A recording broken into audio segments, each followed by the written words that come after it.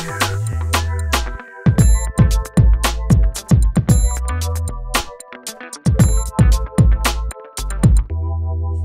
deviez retenir 3 opérations réussies dans la dernière mandature, quelles seraient-elles? Alors, je pense que sur l'action sociale, il y a du travail qui a été fait. C'est assez historique à Grenoble, mais je pense que le travail d'action du CCAS c'est quand même, reste important pour la ville de Grenoble. Qu'est-ce que je pourrais citer en deuxième qui a été bien fait? Voyons voir. Il y a un travail mémoriel autour de l'Holocauste, la Shoah, etc. Donc, qui aussi me semble intéressant et que je continuerai. Il y a cette culture de dire que la Shoah, l'antisémitisme, sa place dans la société, sa place dans l'histoire de l'humanité est très spécifique. Je pense que ça aussi c'est réussi. Troisième chose qui a été réussie, c'est quoi? Là comme ça, il y a plein de choses, hein. Il y a plein de choses quand même qui ont réussi.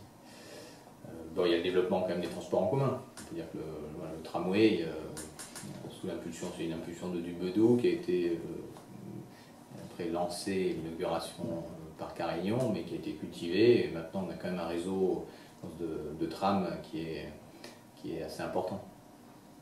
A l'inverse, si vous devriez retenir 3 échecs de la dernière mandature, lesquels seraient-ils? Je pense que c'est 3 secteurs d'échecs. Je pense qu'il y a un échec assez visible sur l'urbanisme, un autre assez visible sur l'éducation, à la fois sur l'accompagnement scolaire, sur le développement des écoles, et puis un troisième, je pense, qui est l'échec primordial, je pense, autour de la relation aux habitants, ils sont vraiment détournés des habitants, avec aussi des gros projets qui ont été des fiascos, comme la Rocade Nord, comme le stade, même si il est joli esthétiquement, mais c'est quand même un gouffre financier, avec la candidature aux Jeux Olympiques, etc., avec l'esplanade. La relation aux habitants, je pense que c'est l'échec majeur, puisqu'ils se sont détournés des habitants. Et donc, une fois élus, quels seront vos 3 chantiers principaux? En toute logique, évidemment, ça sera. Il y en a plein, je ne pense pas qu'on puisse hiérarchiser comme ça, hein, mais renouer la confiance avec les habitants, c'est l'élément primordial qui permet après de faire autre chose. On ne peut pas conduire une ville sans avoir la confiance des habitants, sans être en relation avec eux de façon quotidienne, sans s'appliquer à soi-même les règles de monsieur et madame tout le monde. Donc ça c'est fondamental.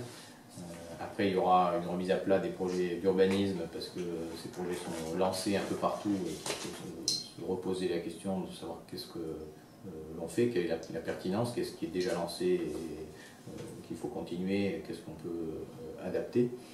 Un troisième chantier, je pense, autour de l'éducation et de la construction d'équipements publics qui font défaut dans un grand nombre de secteurs de la ville.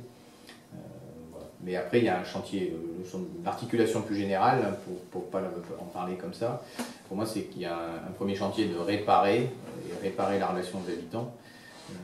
Un deuxième chantier qui est autour des services publics locaux, de protéger les Grenobloises et les Grenoblois parce que nous avons de la tarification progressive à mettre en œuvre dans les transports, dans l'eau, etc. Pour vraiment que ces services publics locaux ils soient efficaces et tournés vers les usagers. Et puis un troisième volet sur préparer la ville vers l'avenir et mettre en œuvre des solutions qui sont bonnes pour tout de suite, mais aussi bonnes pour le cap que l'on veut pour la société à 20 ou 30 ans. Voilà.